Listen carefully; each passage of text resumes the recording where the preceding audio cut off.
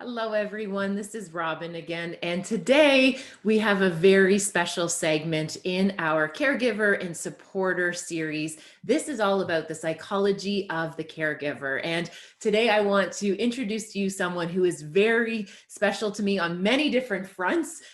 This is Dr. Elaine Scarf. She's an extraordinary scholar and leader at Trent University in Peterborough, Ontario, a specialist in attachment and so many other things as well. And more importantly, I think today what she's here to talk to us about is the psychology of caregiver as a deeply devoted mother to Benjamin, a little one that I remember when Benjamin came into the world. It's shocking that he's now 17 years old. And just to give full disclosure, I was a student who had the opportunity to learn alongside Dr. Scarf, and she was one of those transformational educators that completely changed my trajectory in terms of my studies. So when I had this opportunity to support this project, I knew first and foremost, I wanted you to also get to meet Dr. Scarf. So Dr. Scarf is going to talk to us about the psychology of caregiving and being a caregiver. And she has three main ideas that she wanted to share with you in the segment.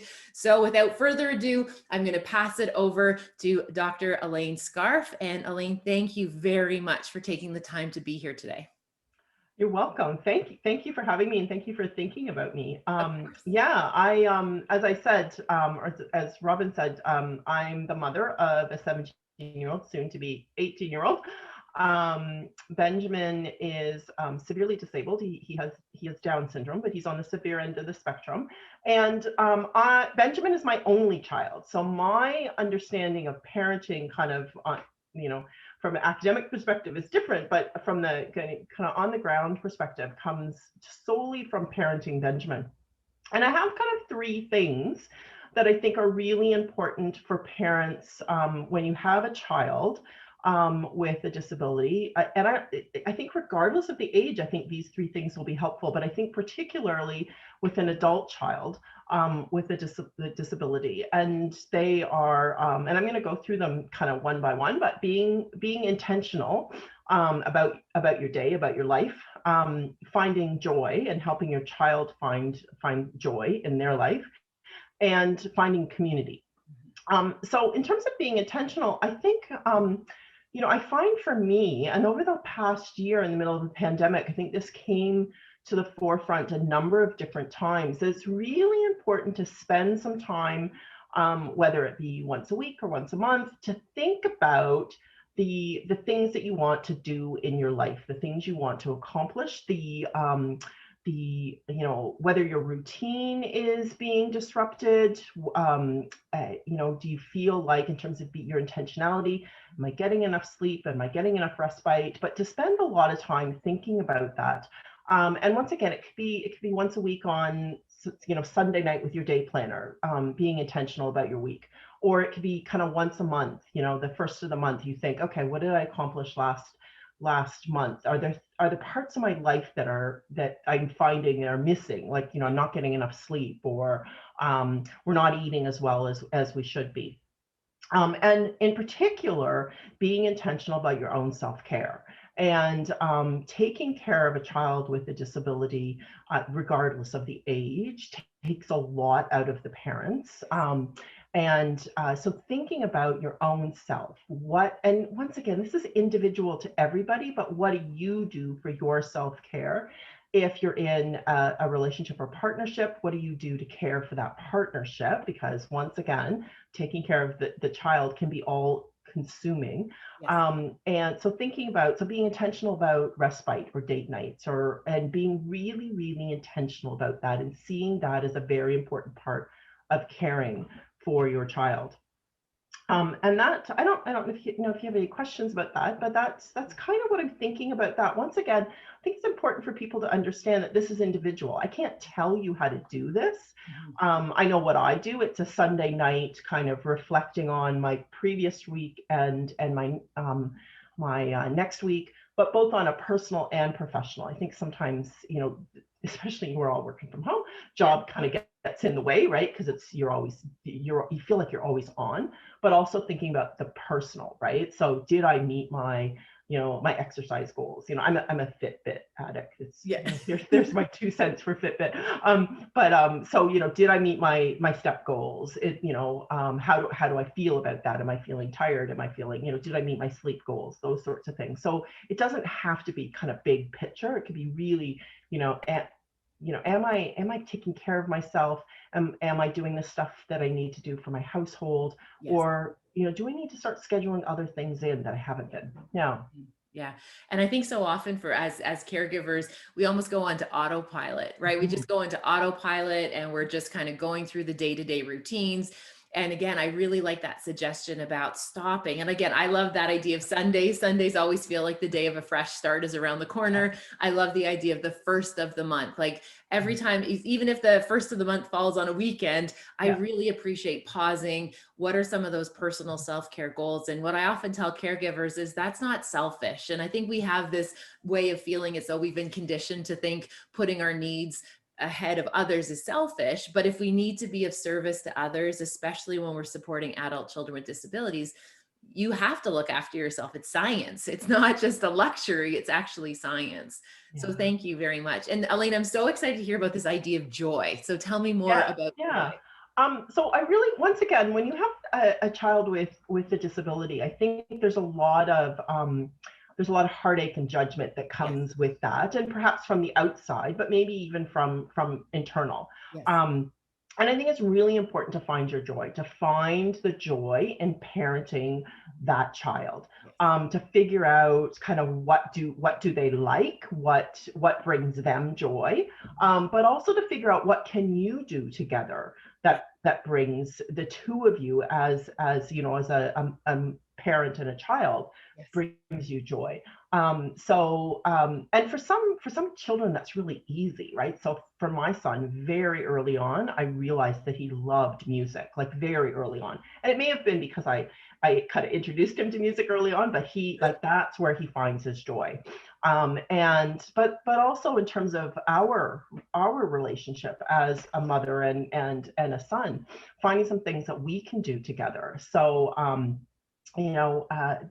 taking the time to do that. So once again, so it's not just autopilot. It's not just a day-to-day, autopilot, doing everything you need to do, but that you have some things that you do with your child, whether it be baking or watching movies or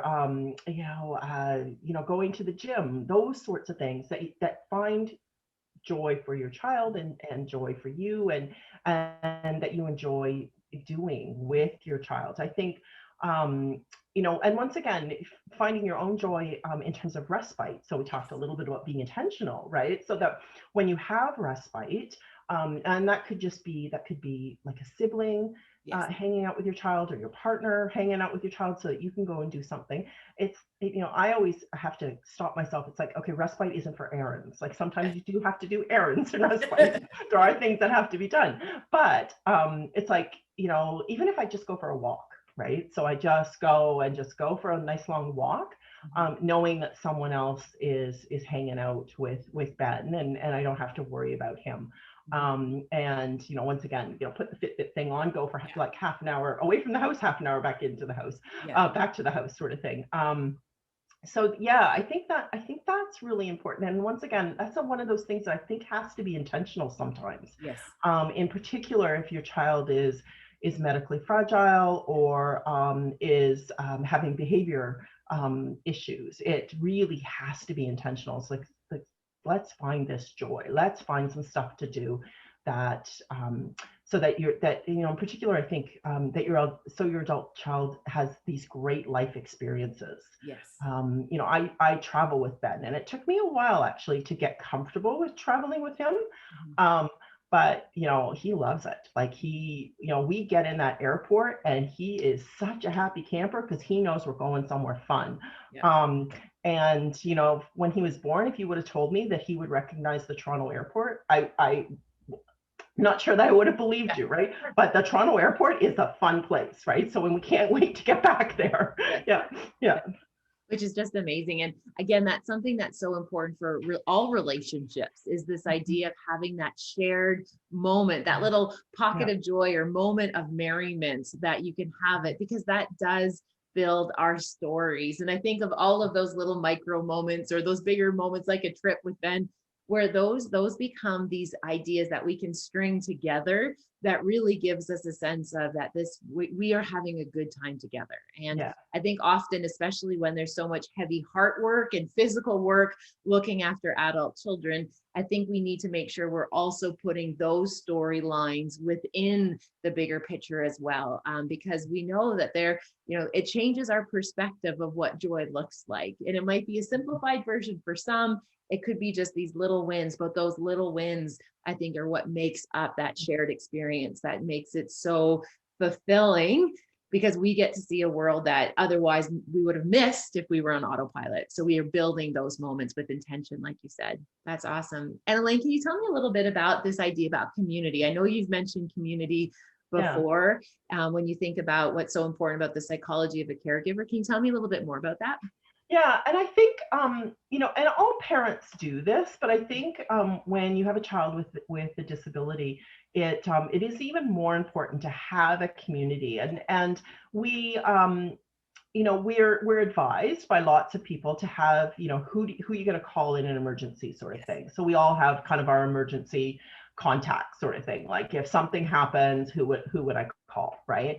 And that I think that's once again, that's an autopilot thing, right? I think most good parents have that. And if you don't, then you worry about that. Like, and I think, and maybe the past year in the pandemic would maybe highlighted that for some parents, like, oh, if I got sick, who would I call, right?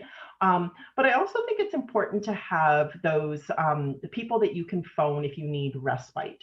Mm-hmm. So, that so I have a few people I know, and they're different than the emergency people that I know I could phone and say, hey, can you come over and take Ben for a walk, just, around the block or to the park or, or to ice. There's a couple of people that take them for ice cream sort of thing, just because you need a break. And it may be that you just need to have a cup of tea in quiet, which I enjoyed this morning when he went to school, or you need to need to wash the kitchen floor, right?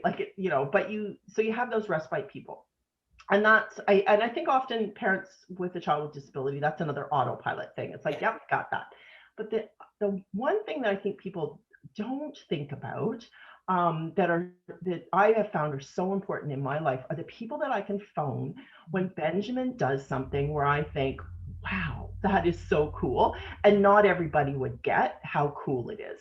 And so, I have a few people that I can call, a friend and a sister in particular. And I should add my brother-in-law, not to that one, because he'll get upset if he hears this, he's not there, that I know that if I phoned and said, Ben just did this, they would celebrate that with me, right? So celebrate that joy, celebrate that win. So I think, once again, when we build our community, we need to be intentional about that and think about, okay, what do I need, right? And yes, you need an emergency person, and yes, you need some respite people, but you also need some joy people, right? Some people that will talk to you about the things your child is doing with joy and often with amazement, right? Because sometimes depending on the severity of disability, it's like, wow, they figured that out, that's so cool, right? And find some people that will celebrate with you. Mm-hmm. Once again, I think these are all intertwined, and but finding those people in your community that will do that, I think will help you with the joy. Well, those are the people you can talk about in terms of finding the joy, but being really intentional about that, and knowing, those are my emergency people, and that's okay. These are my respite people, and these are my joy people. These are my celebrate the wins people. Yeah.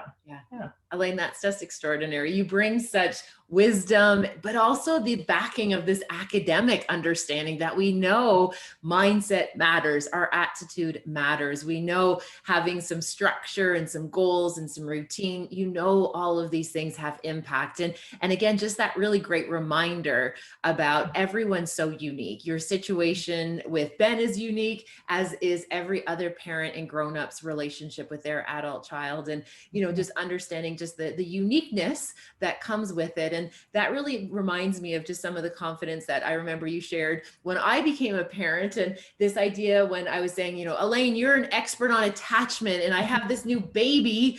I'm feeling so scared. I don't know what to do.